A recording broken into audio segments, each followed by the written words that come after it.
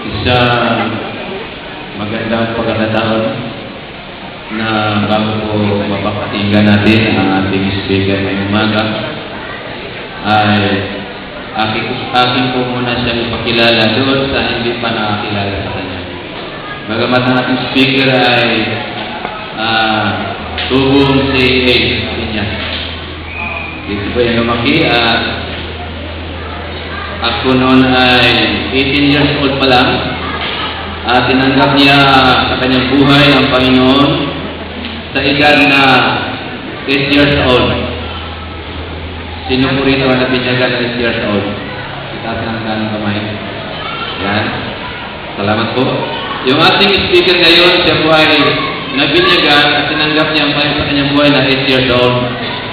At batid ko po ang kanyang karanasan sa kanyang pong lola, maging sa kanyang magulang at mga kapatid na sa tuwing sila'y kakain, pinipilit siya ipakainin ng mga tinatanggihan na po niya ng mga pagkain pagkat yun naman hindi talaga pagkain.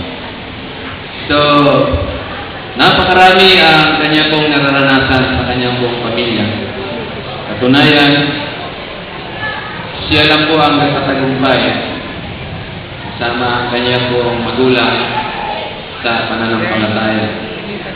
Mangyari, ang aking pong dalangin na sana bago dumating ang Panginoon ay ang iba pa niya mga kapatid ay maibalik muli sa nakasama natin sa paglilingkod. Amen? Ang ating lingkod po ay sinikap niya ipagpatuloy ang kanyang pag-aaral. Kaya sa habang siya ay lumalaki mula sa edad na 8 years old, ay nahasa ang kanya pong pagkabata hanggang sa sinapit po niya ang maturity sa kanya pong pananampalataya. Kaya siya po ay nagsikap na pasukin ang ating pong Kristiyanong edukasyon sa EUP. Nag-enroll siya ng kursong theology. No? Gusto niya maging pastor, birthday, katulad po ninyo. Nakamtan po naman niya yun. Noong 1986, siya po ay nag-graduate of Bachelor of Theology. At alam ko ay siya ay tinanggap niya cum laude. Tama ba? Yan, hindi niya sinasabi sa akin, pero naalala ko po. Cum laude po yan niling ko. Nasa siya sa lugar ng Cavite bilang pastor, Bulacan. Napadako siya sa Laguna, sa ating mismo sa distrito sa Las Piñas at maging sa ating kalapit sa Parañaque na yun naman ay anak din ng si Las Piñas. At siyempre siya ay pinagkalooban ng Diyos na mabait na asawa, si Sister Aimee Kamay nung si Galaga, anak ni Padre Rodi Kamay. Patayuin natin siya, Sister. Yan. Po. Pinalad sila pinagkalooban ng Diyos ng dalawang babae. Patayin po natin hindan ng ating dalawang babae. At saka isang lalaki po. Yan. Yan po. Tayo na sa bangko para makita. Yan. May ganda po kailang supling natin magkaloob ng Diyos. Sila po ay nanilbihan at napasukan ngayon sa UK. Salamat po sa inyong mga suporta sa gawain ng church, lalo na sa mga posada, sa AGS program. Sa darating panataon ay marami pong mga pagpapala sapagkat ang mga taong ito, ako po ay nanampalataya na sila ay ginagamit ng Diyos para po isulong ang salita ng pangangaral, salita ng Panginoon. Katunayan, sila po ay 8 taon nang nanirahan po sa UK bilang nurse at kanyang bahay at assistant nurse. At the same time, siya po ay naging chaplain doon po sa ospital na kaya na po pinagtatrabahuan. Kaya isang magpapala po sa mga anak ng Diyos na nagtatapat sa buo ng kanyang buhay. Biblikal po yan. Ang pinagpapala po ng Panginoon ay yung mga nagtatapat ng higit sa Panginoon. Ang ating pong speaker, mga kapatid, ay sanasa-nasa, mahusay, isang Bicolano. Sa Bicolano, pag sinabi ko makurat, mahusay yan. Magaling. Kaya ang ating speaker po, mga kapatid, ay walang iba, kundi si Brother Cesar Nergoa. Ibigay po natin ang pagkakataon sa akin.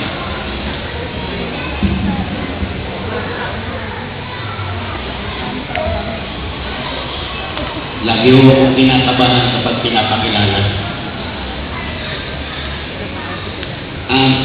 Kailangan po akong ipakilala dahil po sa tingin ko, mga 40% hindi ko kayo kilala. Na? Ayan po yung tanda na ang iglesia nito'y lumalago. Diba? Hindi tayo nanatili. Pagpasensyahan nyo na po yung boses ko, sapagkat Martes pa ho ay wala akong tigil ang pagkakausap, pagkukwentuhan. So, buti na nga lang po, may nakatira pa para sa ngayon. So, ito pong pagkakataon ito ay kulang-kulang 4 na taon kong pinangarap na mangyari na direct. At pinagbigyan naman ako ng Panginoon. Tama po ang sinabi ni Brother Danny, kami po ngayon ay naninirahan sa bansang Inglaterra. Nung una po ay tinatanong ko ang Panginoon kung bakit niya hinayaan na ako'y mapatka doon. Ako po'y naglilingkod bilang ministro dito sa ating bansa. Hindi ko po alam kung anong dahilan. But now, after 8 years, the Lord taught me the reason why He wants me to be there. Itinuro po sa akin ng Panginoon kung bakit niya ako ipinadala sa malayong lugar ng Inglaterra. Mayroon pala siyang bagay na inaanda. Ginagamit niya po ang iyong kapaglingkod na isang instrumento upang ang dalawang elemento ng tagumpay ay kanyang pagsanibin. Ano pa yung sinasabi kong elemento? Sa bansa po ng tinatawag natin na Western civilization, sa bansa ng mga mayayaman at maunlad, sila po ay mayroong resources, mayroon po silang pera, but sad to say, they don't have time. Hindi ko po sinasabi na ayaw nilang gumawa sa gawain ng Panginoon. Dala lamang ng kanilang kabalahan sa kanilang gawain, napakahirap na nilang katulad natin ay magkaroon talaga ng hands-on experience in doing our ministry. Dito naman po sa Pilipinas, na po, we have that dedication, we have the enthusiasm, the seriousness to do God's work in a hands-on manner. Yung talagang tayong gumagawa. Pero wala po tayong enough resources, especially sa financial na aspeto. Ngayon, paano yan magsasabi? Mga kapatid, there are so many sleepless nights. Hindi ko na mabilang na may mga pagkakataon sa kailaliman ng gabi sa aking pagtulog. Ako po'y ginigising ng Panginoon.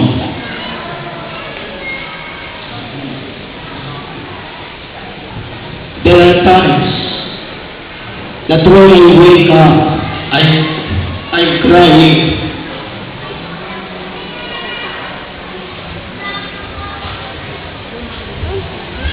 Hindi ko alam kung inuusig lang ako ng aking buti. Pero ngayon ay ako nakatitiyan, Brother. Gusto ng Panginoon na pagsanipin ko ang dalawang elemento. Ang kanilang resources at ang ating kasipagan sa gawain. So far po mga kapatid, tayo po ay nagtatagumpay sa bagay na yan.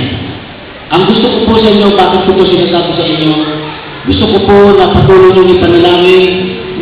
Mayroon po kaming grupo ng mga tao, mga kapatiran sa bansang Inglaterra they want to give financial help. Gusto nilang magbigay ng tulong sa atin. But they want to see in us the dedication, the seriousness, the enthusiasm to do the work of God. Kilala po ang mga Pilipino sa kasipagan sa gawain ng Panginoon. Amen? Kilala po kayo, kilala po tayo. When they hear the Filipinos now doing the work of God, nakikita po nila yan, sila po yung natutuwa, and they are willing to give financial help. Hindi ko na po ikikwento sa inyo yung mga bagay, pero may mga tao dyan na alam nila kung ano yung sinasabi ko. Mga kapatid, yan po ang papel na ginagampanan po ng mga panglingkod. Yan po ang ministeryo na pinagkalog sa akin ng Panginoon na gawain. Ngayon pong umaga nito, ako po ay walang intensyon na pahabain ang sermon ito, mga kapatid. Hindi ko kayo sinisermonan. Ako po ay magbibigay lamang po, magsasalita kung ano po ang nakasulat sa banal na kasulatan. Sama-sama lamang natin babasahin, nangunguna lamang po ako. Ano po ba, marami hanggang ngayon, na po, marami ang nalilito ng mga kapatiran, mga Kristiyano. Minsan natatanong ko, kapatid, di ba hindi natin dapat i-celebrate ang Christmas? Sabi ko, bakit? Sa pagan yan Pagkakong yan, celebration, festival, wala na dapat tayong, hindi natin yan dapat sinaselebrate. Tinanong ko siya, ano ba sinaselebrate natin? Yung araw, December 25, na kapaskuhang paniniwala ng karamihan sa atin, o yung diwa, yung espiritu, yung kaalaman doon sa pag-celebrate ng Christmas. Ano ba ron? Kasi pag hindi natin alam kung yung Kristiyano, malilito tayo. Mga kapatid, ang Iglesia Adventista del Séptimo Día, I want you to listen to this. Ang Adventista del Séptimo Día, ang ating Iglesia, ang ating organisasyon, hindi po tayo naniniwala na ang Panginoong Kristo ay isinilang December 25. Ulitin ko yan para malinaw. Mga kapatid, open your ears wide.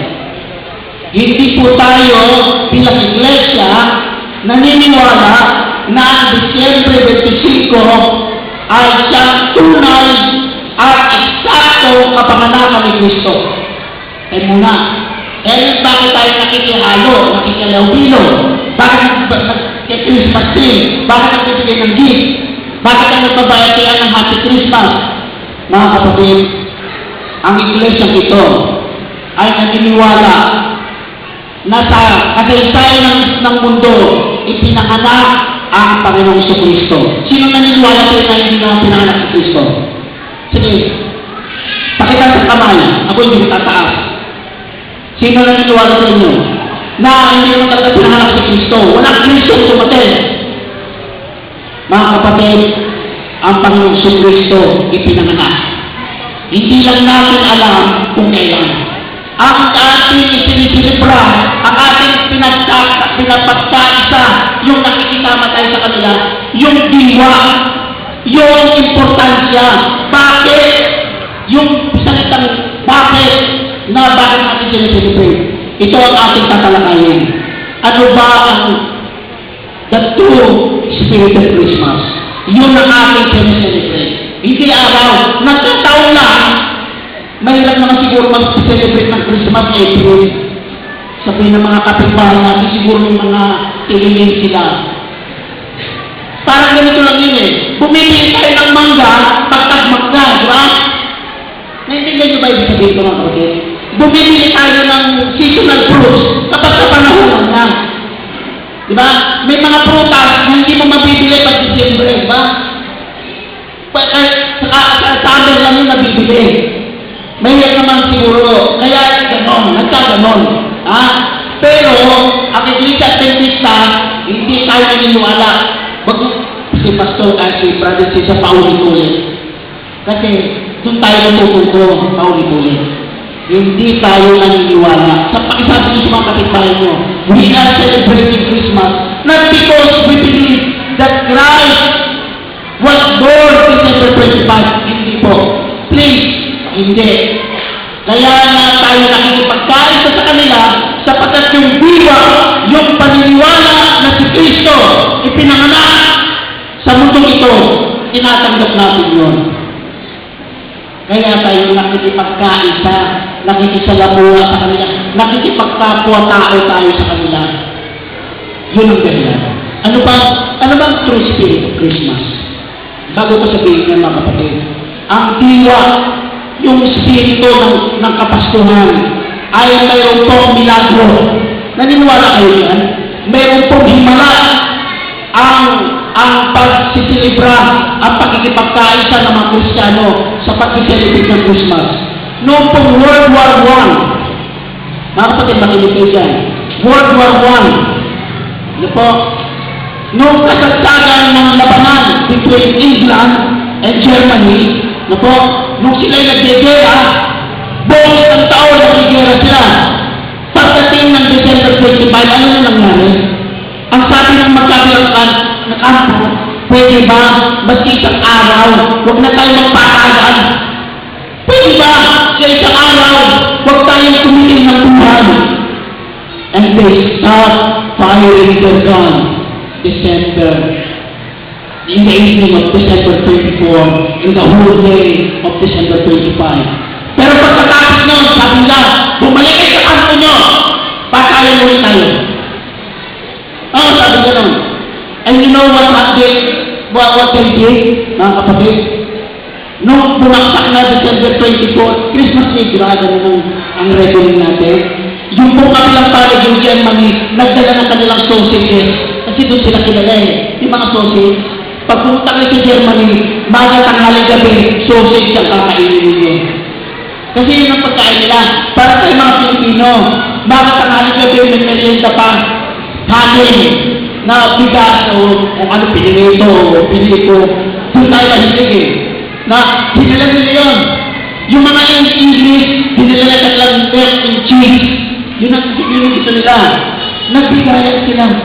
Hindi yung pala ang pinagbigay nila. Walang patayan, walang sigawan, walang murahan. Nagbigayan sila. Naglaro pa sila ng football. Nag-football pa sila. Oo. Alam niyo nanalo, Germany. Sabi nga, nagbibiwan na sila eh. Pwede ba? Daanin na lang natin sa football, huwag na ng patayan. Football na lang. Kung sino manalo sa football, yun ang panalo sa gera. Mga kapatid, nagkantahan sila. Alam ko kanito nila yung Silent Night. Kapit kamay, magkaaway, magpapatayan, kapit kamay. They sing Silent Night. Para sapagkat pareho silang naniniwala sa kapangyarihan ng Espiritu ng Kapaskuhan. Ano ba yung Espiritu na naghari sa puso nila? Bakit itinakmitisyo nila isang araw? Huwag silang gumawa ng hindi nararapat sa kanilang pagkakaintindi.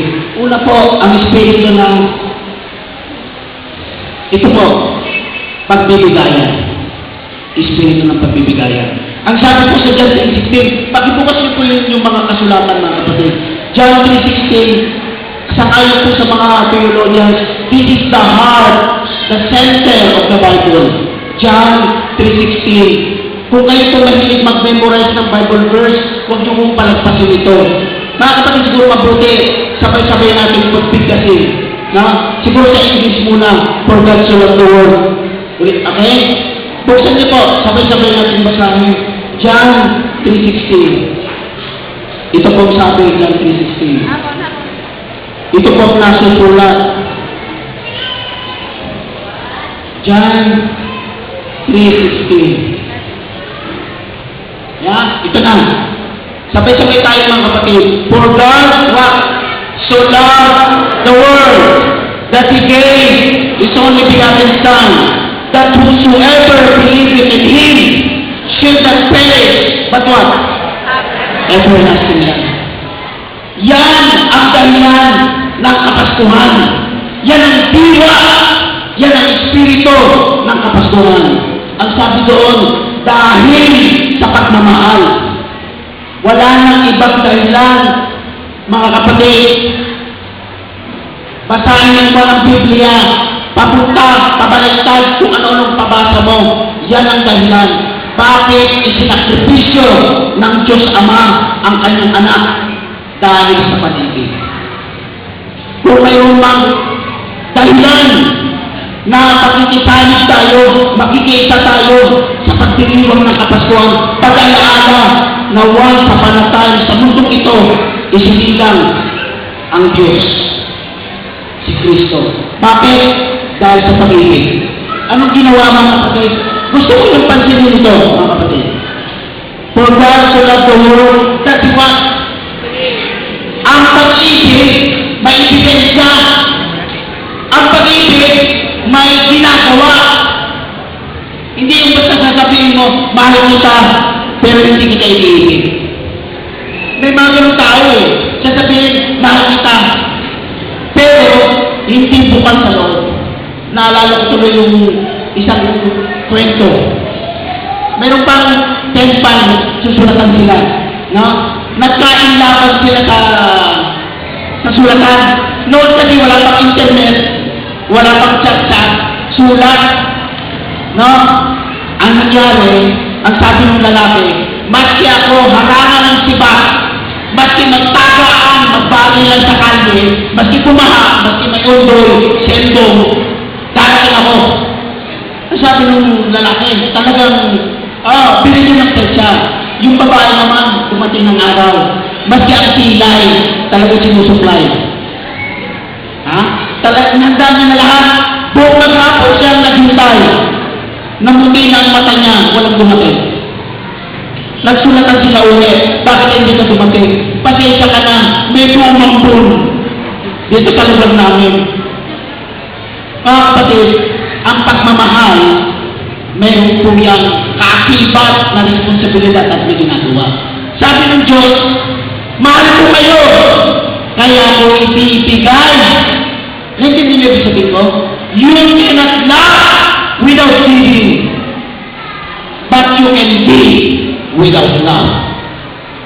Mga kapatid, pwede mo tayo magbigay na walang pag-ibig. Okay lang yan, marami na akong gamit eh. At saka pinaglumaan ko na yan. Ang totoo niya, may mga butas-butas pa yan, sa'yo na yan. Diba ganun ang uri ng pagbibigay natin? Nagbibigay lang tayo kung ano yung maalwan sa atin. Tanong ko sa inyo, nung pinagay ng Panginoong Sulit ng Panginoong Diyos Ama, yung kanyang anak, madali ba yun? Sige nga, pag-isipan niyo nga mga kapatid. Madali ba bilang isang ama, Diyos Ama, na alam mo, kapag ibinigay mo ang anak, papatayin sa isang nakakamaling na uri ng pagpatay.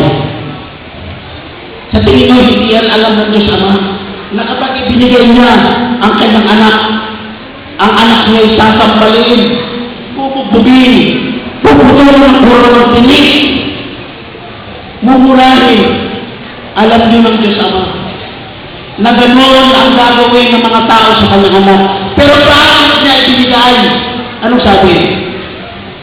For God so loved the world. Mga kapatid, gusto ko po pag-isipan ninyo, anong uri, anong pagbibigay ang ginagawa natin sa Panginoon?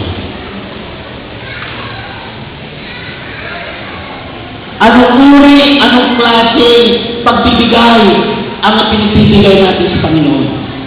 Gumagawa lang ba tayo sa gawain kapag pakiramdam natin total, birthday ko naman, sasama ako sa pagdadalaw. Total sobra-sobra na kung pera ko, milyon-milyon, magbigay na ako ng 10 piso. Ganun ba ang uri ng ating anak ng panawagan, mamigay ng damit?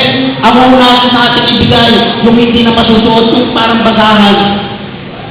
Anong uri, anong klase ng pagbibigay mayroon ang ating pag-iisip, ang ating attitude. The second reason, the second spirit, mga kapatid, why we are celebrating Christmas, pagpapatawad at may kasama pa ito. at pagpapanauli. Forgiveness and reconciliation. Mga kapatid, ang panahon ito, ang panahon ng pagpapatawad at pagpapanauli ng ating mga nasirang relasyon. Mga kapatid, wala po sa atin ang perfecto. Please, ang sabi sa banal na kasulatan, lahat tayo nagkasala at hindi tayo nakaabot sa kaluwalhatian ng Diyos. Lahat tayo makasalanan. Tumingin ka man sa iyong kaliwa, sa iyong kanan, sa iyong harapan, sa iyong likod, lahat tayo makasalanan. Maski ako, I will not claim na ako ay wala ng kasalanan. Mayroon, mga kapatid. Pero po, ang Panginoong Diyos, kaya niya pinadala ng mga kanyang anak upang maranasan natin magkaroon po ng kapatawaran, pagpapatawad. Ang sabi po sa 2 Corinthians, open your Bible please, 2 Corinthians chapter 2.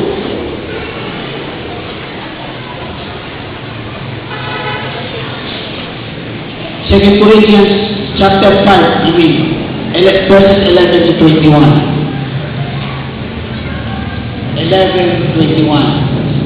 Ang sabi po, knowing therefore the terror of the Lord, we persuade men, but we are made manifest unto God, and I trust also are made manifest in your consciences.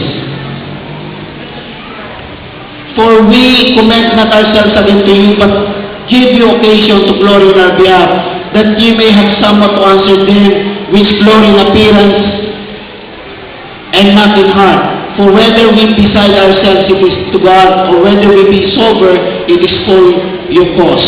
For the love of Christ constrained us, because we does judge that equal life to all men were all dead, and that he died for all, that they which live should not henceforth live unto themselves, but unto him which died for them and rose again.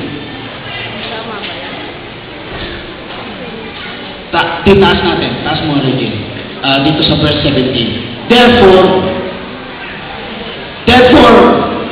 if any man be in Christ, is a new creature. All things are passed away. Behold, all things have become new.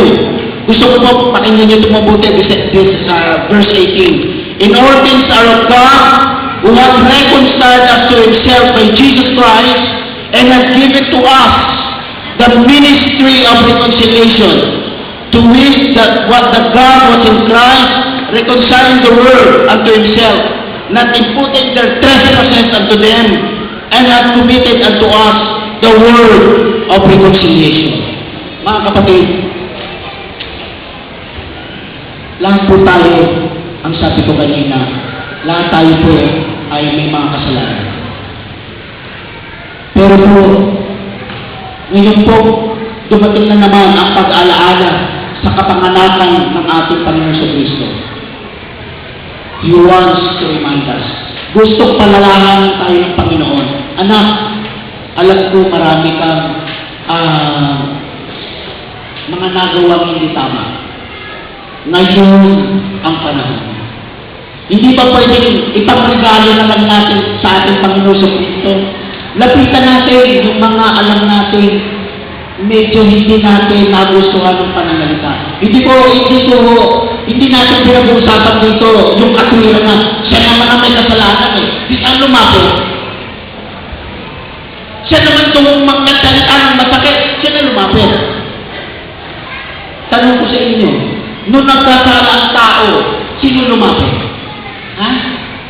Sino ang lumapit para magkaroon ng reconciliation? Sinong lumapit para maayos kung nasirang relasyon? Yung mga nagkasala o yung hindi nagkasala? Si Kristo dumating sa lupa, wala siyang kasalanan. Pero siya ang nag-aabot ng kanyang kamay sa atin para matutunan natin ang pagpapatawad. Kasi pag sinabi mo, siya na lumapit, may pride ka eh. Di ba? Wala akong nag-aaway basta sa kanyang sarili. Pag nag-aaway kayo, may bahagi ka rin doon kaya kayo nag-aaway. May bahagi ka rin doon, kaya hindi kayo nagkaintindihan. Pareho kayo. Dapat ma-recognize natin. Ngayon, inaalaala natin ang kapanganakan ng ating Panginoon Kristo. Marami rin tayong pagkukulang, mga kapatid. Alalahanin mo ngayon yung mga taong nautangan ninyo at medyo nagka-ampisya na kayo.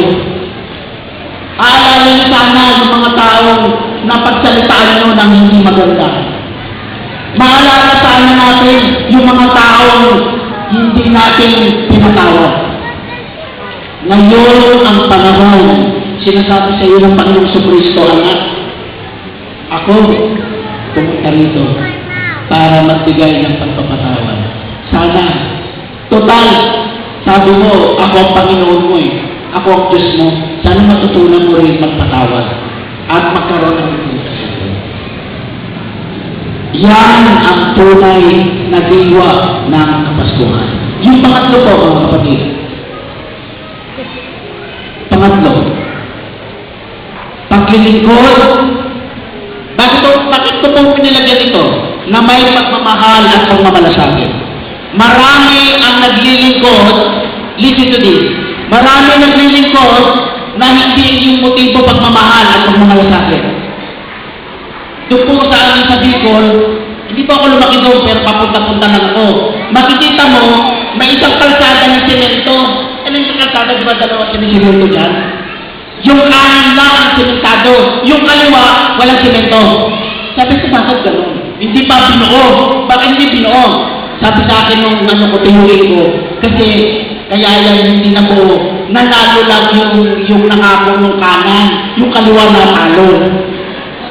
Kaya gano'n, hindi kompleto. Meron ng mga kalsada, hindi na kompleto. Bakit?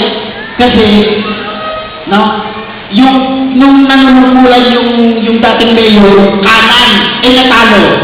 Yung pumalit, ayaw na yung ituloy. Kasi isipin ng mga tao, yung dati pang nagkasimento. May narinig din ako, dito sa TV. Hindi ko alam kung chismis pero alam ko, yung mga politiko may ganung ugali. May mga bahagi rin dito na lugar, hindi na tinutulungan. Kasi naipatalo yung dating nananalo rito.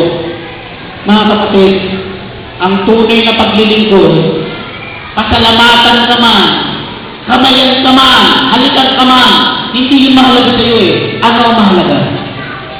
Nakapaglingkod ka sa kapwa-tao mo. Bakit? Mayroon kang pagmamahal at pagmamalasakit. Basahin natin, 1 John 4:7. Pakinggan niyo mabuti. 1 John 4:7. Beloved, let us love one another. For love is of God, and everyone that loveth is born of God, and knoweth God. He that loveth not knoweth not God, for God is love. Yung tao walang pagmamahal, walang pagmamalasakit, na maglingkod, hindi niya kilala ang Diyos.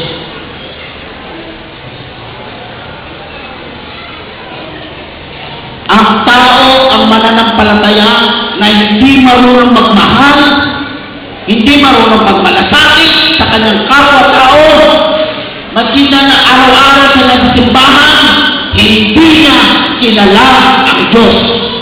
Hindi ako may sabi niyan, huwag mo kayo masasaktan. Basahin niyo. Ulitin ko lang, bakit may narinig yung iba, hindi nakita. He that not loveth, not knoweth God. Kaya naman pala, pagdating ng Panginoon, ang sabi ng Panginoon, lumayo kayo sa akin, hindi ko kayo nakikilala. Ano na Panginoon? Ako po yung nandito sa LA, araw-araw kami nabigay kami ng kasapi ako ng ACS, nabigay kami ng pagkain, nagpakain kami sa mga bata. Ang totoo niya, nagbulot pa ako ng ngipin, maski hindi ako dentist. Panginoon, magaling ako mag-preach na bumubuhay ako ng patay. Pero ng Panginoon, sino ka ba? Hindi kita kilala. Why? Ano sabi? Pakibalik mo rin yun. Tinagalog mo, maganda yung Tagalog. Ang hindi umiibig. Ano sabi? Kayo magsabi, hindi ko, baka sabihin nyo, minimistrate ko eh. Hindi, nasana? Nakakakilala sa Diyos. Paano nga siya makikilala ng Diyos? Hindi niya kilala ang Diyos. Bakit? Ang Diyos ay pag-ibig. Ang tao, hindi yan masyadong interesado kung gaano tayo kagaling sa Biblia. Hindi ang tao, hindi yan magtatanong kung gaano natin alam ang pakasulatan. Ang tao ay interesado kung gaano tayo magpapakita ng pagmamahal. Ang sabi ng Panginoon, makikilala nila kayo na aking tagapaglingkod, aking disipulo, if you love one another. Ngayon, mga kapatid, ako tatanungin ko rin ang sarili ko. Kilala ko ba ang Diyos? Do I know God? Ang sunod na tanong, marunong ba akong magmahal, magpatawad, at tumanggap ng aking pagkakamali? Because if you cannot answer that, I'm sure you don't know God. Hindi po ako naglakbay ng 16 na oras sa eroplano para lang sabihin, hindi ko kilala ang Diyos. Kayo ang makakapagsabi po sa inyong sarili. Marunong ba ako magmahal? Marunong ba ako magpatawad? Marunong ba ako tumanggap ng aking pagkakamali? Pag nakasagot nyo, opo, I'm sure, and the Holy Bible testify to that you know God. Kilala mo ang Diyos at kilala ka ng Diyos. Meron pa pong talata yun. Basahin na sa Biblia. 1 John 4:19 to 21. 1 John 4:19. Ano po sabi? Tayo'y nagsisibig. Bakit? Sapagkat siya ay unang, umibig sa akin. Ano ba ibig sabihin niya? Ang Panginoong Kristo, nung nandito po siya sa lupa, ipinakita niya sa atin kung ano at anong paraan, anong uri, paano tayo magmahal sa ating kapwa. Di ba hindi naman mahirap mahalin yung kaibig-ibig eh? Di ba? Yung taong okay sa atin, hindi yung mahirap mahalin. Pero ano sabi ng Panginoon? Love your...